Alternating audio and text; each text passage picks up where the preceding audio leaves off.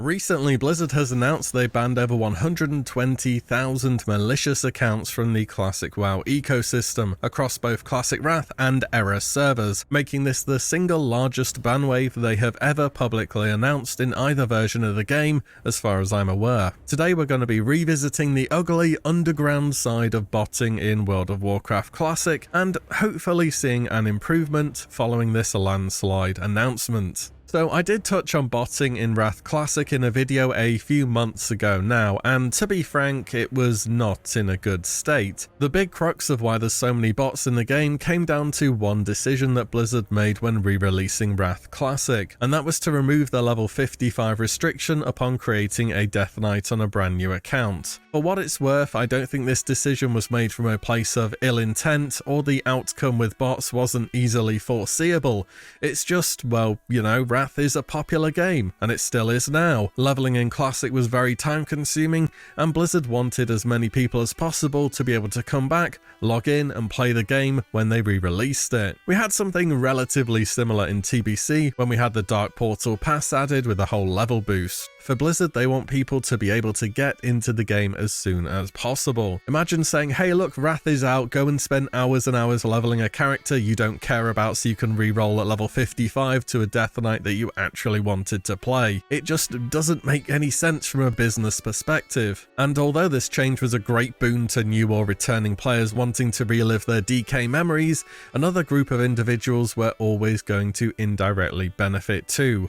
Botters. Getting a free level 55 on a brand new account with no prior restrictions and very good starter gear is like a dream. It saves countless hours of leveling, potential early bans, and money invested into getting a character to a point where they can begin to return on their investment. To top this off, Death Knight is perhaps one of the best classes to bot on in the entire game. In fact, given a choice between any class at 55, it's probably up there with some of the best options. Very capable in solo content, excellent self-sustain, and good damage too. Death Knights are notorious for their ability to solo content without needing pets, consumes, or any gimmicks really. They're just built to succeed in this style of gameplay. Bear in mind that Wrath dropped in late September 2022, so right now we're talking about 6 months of people being able to create brand new accounts, which is free by the way. You don't need to purchase Wrath Classic in order to play it. You do need a monthly sub of course, but that is it. And when you take those factors into account, it's not really any surprise that this has gotten as bad as it has. Battlegrounds in particular were being totally ruined and overrun by the presence of Death Knight bots. Wrath of course introduces experience from Battlegrounds, so on top of leveling up fairly efficiently, you're also getting a nice chunk of honor that you can spend on Brutal Gladiator PvP gear pre-80, and then the Hateful set after that. During my previous video, within the space of joining only a couple Battlegrounds, I managed to find several of them actually packed to the brim with DK bots, playing out the game whilst a couple of, I'm assuming, actual people sat in the back doing a PvE rotation on them. Not much of a battleground all in all. I know they're not exactly the largest part of the game or the most popular, but it's a shame to see them in this state now that PvP enjoyers have a viable path to level through this content. Botting inside of instances had also dramatically been on the rise as time went on and on.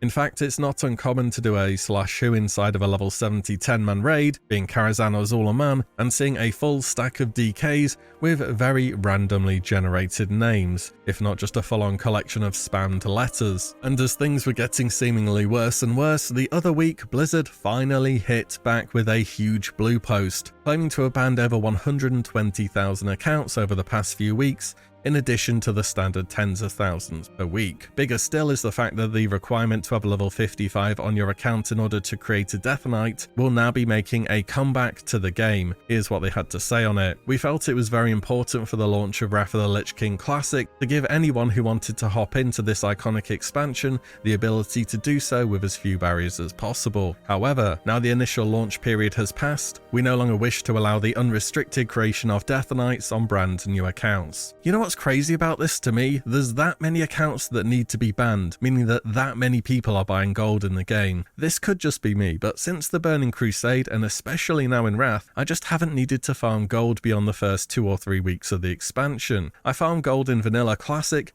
every single week, multiple times without fail. I ended up doing somewhere around 700 to 800 Diamorlease jump runs across my various characters by the end of vanilla, and I had a lot of fun doing that. Flasks were so expensive due to how difficult Black Lotus were to find in the open world, which was funnily enough also to do with bots, and so many consumables stacked. Min-maxing was expensive. An epic mount costing 1k back then was a big chunk of gold, and even respecking gave you pause for thought. In TBC, consumable requirements get squished. You could even get flasks for Mark of the Illidari eventually. And in Wrath, same deal. You don't need all that many consumables, they're pretty cheap. But on top of that, there's tons more daily questing content. Gold rewards from quests in general are improved. Way more items are handed out during leveling, and so on. Your level 70 to 80 questing will pay for dual spec and cold weather flying thereabouts. And I don't know if you've noticed, but a full clear of Ulduar gives you a few hundred gold back from bosses and trash drops. I would say I don't know what people are needing this much gold to spend on, but yeah, there's this one player-made activity that creates by far the largest demand for gold in the entire game, which is GDKPs or gold bid runs, and they sure are popular. At the end of the day, the supply is there because there is a demand. I bet I can guess how many bots there are on classic era servers where people are doing the hardcore challenge. 0. Why would there be? Nobody can trade due to the rule set they're following. No buyers, no sellers. Lots of bots means lots of buyers. They just don't exist without one another. It's just surprising to me with how the value of gold has gone down and down due to dailies, the quest rewards and so on, that the demand is still really there. But hopefully this sweeping ban wave has shown to be a bit of a turning point in this whole situation. So have things improved then?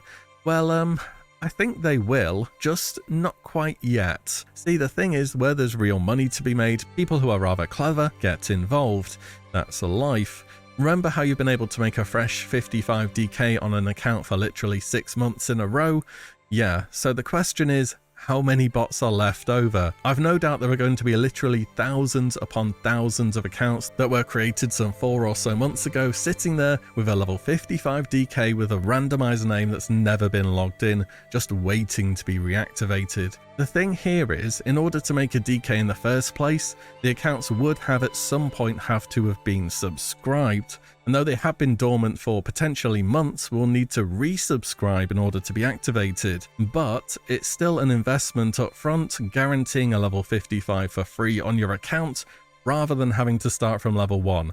And for somebody who's in this for the long haul, it's a pretty sensible option to invest. In other words, I don't think there will be a notable improvement for potentially several months, if the stockpile of bots is anything like I think it will be. I mean, if Blizzard were to somehow, some way see that there are, you know, over 100,000 accounts that have never logged in who have a level 55 DK sitting on them, then I'm just saying, that seems a little bit sus, don't you think? Now, it is easy to be the pessimist, of course, but for what it's worth, this is a step in the right direction, and as an active player of the game, it's something that you want to see happen more and more. After all, when you're playing legitimately and you feel like actually farming is a waste of your time, or you join a Warsong Gulch and just see a bunch of DKs sitting in the middle PvEing each other, those are never going to be positive things, and they will end up driving people away from the game eventually. The free level 55 on your account also lasted far longer than it needed to in retrospect as well. If it was meant to be a benefit for those coming back for launch, I mean, you could have removed it by the start of Phase 2, if not much earlier than that. At some point, the new or returning players are gaining very minimal benefits from this, whilst botters are gaining a huge step up in fast tracking to profitability. I totally get the reason why it was there for launch, but yeah, 6 months of it, now I think about it, was clearly far too long. I believe we'll start to see the benefit of this ban wave and the removal of the free level 55s, just not immediately. Whatever happens, keep in mind there will always be botters in a game where there is a demand for in-game items for real money. This wouldn't be a thing if no one bought gold, and that for every MMO that's ever existed, this is a persistent problem, with or without the developer offering ways to legally purchase in-game gold or items. So I don't expect things to ever be perfect, but there's always room for improvement. That's about all for today. Also, if you're on one of the mega servers, expect to see tons more bots in general. I'm on Pywood Village myself, fairly large server, but it's no Firemore, Gehennis or Benediction Felina, any of those. I mean, some people are going to be on small servers and will barely see bots at all, which is a small benefit of no cross-server play, I suppose. Either way, let me know your thoughts on the video and whether you have seen an improvement.